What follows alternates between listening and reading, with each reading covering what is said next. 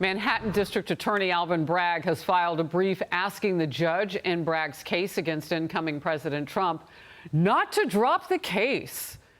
Trump's attorneys, as you know, just last week, exactly 1 week ago today, were arguing that Trump has presidential immunity and other constitutional protections. Bragg's team wants Trump to be sentenced after a jury found him guilty of falsifying business records. Here's a quote. The extreme remedy of dismissing the indictment and vacating the jury verdict is not warranted in light of multiple alternative accommodations that would fully address the concerns raised by presidential immunity.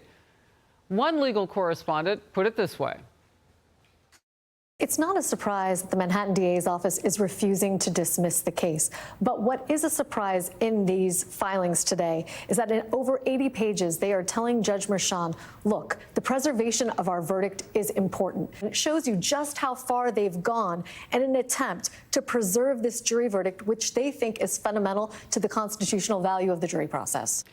In focus now, Alina Habba, incoming White House counselor to President-elect Trump and his former attorney. Alina, is this good news for the former president that this push is coming on? I mean, how do you see it? I think that Alvin Bragg is so self-interested and his team that he is failing the American people. And what America needs right now is unity. This case should have been dismissed. It never should have been brought in the first place. It was past statute of limitations. Nothing ever happened. The president did nothing wrong. And the evidence that was presented was clearly outside of the perimeters of anything that should have been considered, as he was president of the United States, not even at the Trump Organization during the time period they were questioning. Immunity decisions have come down, have made clear that he has immunity, but DA Bragg, unlike Jack Smith, just won't quit. Meanwhile, they haven't extradited Penny, as you said, excuse me, not Penny, but they haven't extradited the gentleman from Altoona who has just shot and killed somebody on the streets of New York yet. You know, this is the hypocrisy that has destroyed America and is the reason 77 million people voted for President Trump to be president again. Yeah, you know, and the way that I put it like that is because Bragg just came off a pretty bruising loss with Daniel Penny. I mean, in that case, again, that never should have been brought. You had someone who was a Marine vet on the subway, a hero to the people inside that car down beneath, and Penny rescued them and put down a man who was threatening them inside that car. I mean, I would think watching Bragg get this thirsty might be good news, because he's going to make mistakes. Yeah, you're 100% right. And more importantly, I mean, where is your dignity? And this goes for Fani as well. Good question. Where is your dignity? How do you want to be remembered in history? And that's my question I would pose to them, because we will not allow this to continue. I most certainly will not. It is unacceptable. It is hurting the American people and the constituents in the state of New York that have elected him and had him come in. And Alvin Bragg has literally ignored the needs of New Yorkers. He is soft on crime for people that are actually committing crime, and he is then persecuting and prosecuting people like Penny and Donald Trump, who are here to help America and to help real Americans. It's a disgrace. He should be ashamed of himself. And 80-something pages of taxpayer dollars wasted on that motion. Wow. When all he should have done was step down and said, we're going to dismiss this case. It never should have happened in the first place. Yeah, surprised he could get that work done, because he was too busy losing that also very high-profile and important case that never should have been brought against Daniel Penny. It's interesting that you also put those two people together. Fulton County, Georgia District Attorney Fani Willis in the same sentence as Alvin Bragg. I can see how you get there. They're both so much in a drought for any sort of way to go after Trump. Well, this is the latest. Willis has refused a judge's order now to hand over any communications that were with Special Counsel Jack Smith and the House January 6th committee. Willis is prosecuting President-elect Trump's 2020 election interference case in Georgia. Now, she denies ever talking to Jack Smith about the case and says there are no records to hand over.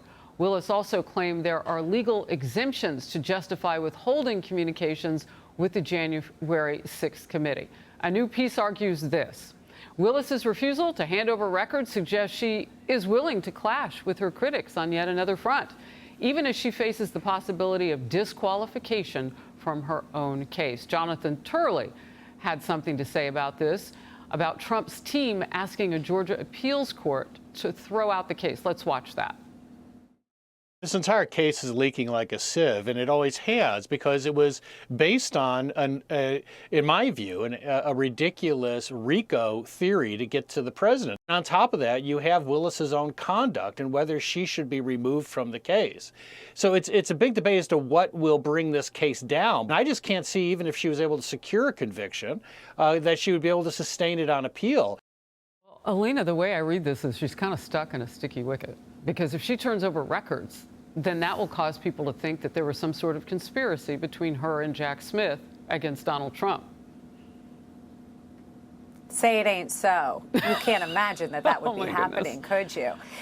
Listen, the truth is this, we know there was. We've seen White House records that show that a lot of these DAs and AGs were visiting the White House and coordinating with not only outside sources like Jack Smith, but also the White House administration. Unacceptable. That's political motivation. That's selective prosecution. Those are things that are unconstitutional. We do not do them in this country.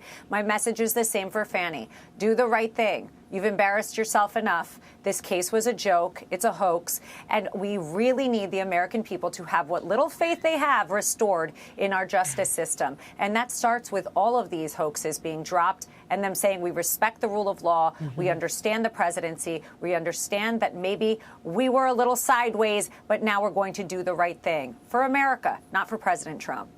Alina Habba, congratulations on the incoming position. Great to have you on the program today. Thank you. Thank you. Hey everyone, I'm Emily Campagno. Catch me and my co-hosts Harris Faulkner and Kaylee McEnany on Outnumbered every weekday at 12 p.m. Eastern, or set your DVR. Also, don't forget to subscribe to the Fox News YouTube page for daily highlights.